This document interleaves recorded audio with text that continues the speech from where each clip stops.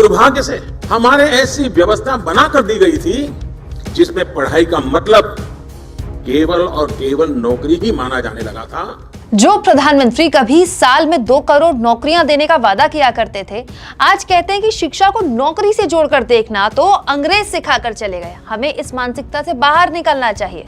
देखिए, बात तो गलत नहीं है, लेकिन मोदी जी बाहर निकालेगा कौन, जब पिछले 8 साल में आप ही की सरकार में शिक्षा लगातार महंगी होती जा रही है और नौकरियां खत्म होती जा रही हैं। शिक्षा में ये विकार गुलामी के कालखंड में अंग्रेजों ने अपनी जरूरतों को पूरा करने के लिए अपने लिए एक सेवक वर्ग तैयार करने के लिए किया था। अब अंग्रेजों की बनाई व्यवस्था कभी भी भारत के मूल स्वभाव का हिस्सा नहीं थी और न हो सकती है। मोदी जी कहते हैं डिग्री लेकर नौकरी पाने की मानसिकता से बाहर निकलिए, स्टार्टअप लगाइए।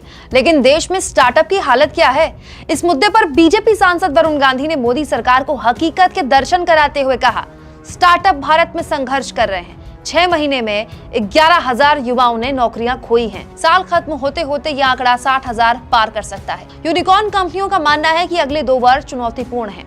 युवाओं की ऊर्जा को सही दिशा और वित्तीय नीतियों में सुधार आज वक्त की मांग है।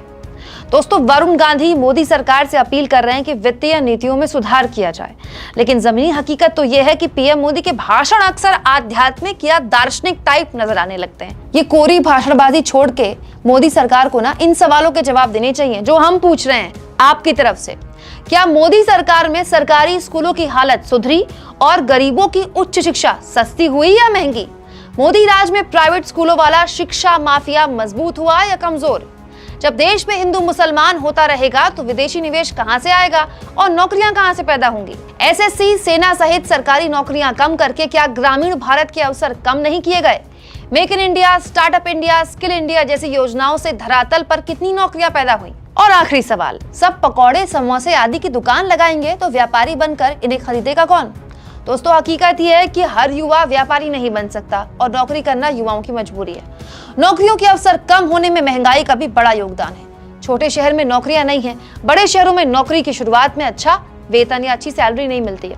ऐसे में कुछ महानगरों से बाहर निवेश आ सके, रोजगार लग सके, इसके लिए सरकार को 100 स्मार्ट सिटी के जुमले को हकीकत बनाने की जरूरत है। दोस्तों, एक बात समझ लीजिए, देश के शहरों में अगर सड़क ठीक होगी, सीवर ठीक होगा, बिजली पानी कानून व्यवस्था ठीक होगी तो उद्योग धंधे आएंगे, रोजगार के अवसर पैदा होंगे। लेकिन इसके लिए जरूरी है हिंदू मुसलमान की राजनीति से बाहर निकलकर देश की मूल समस्याओं पर काम किया जाए। आप इस मुद्दे पर क्या सोचते हैं? कमेंट बॉक्स में लिखिएगा जरूर। और दोस्तों, चैनल को ज्वाइन और सब्सक्राइब तो आप कर ही रहे हैं, लेकिन हमारे फ्री जर्नलिज्म को सपोर्ट तब मिलेगा जब आप थैंक्स के ऑप्शन का ज्यादा से ज्यादा इस्तेमाल करेंगे।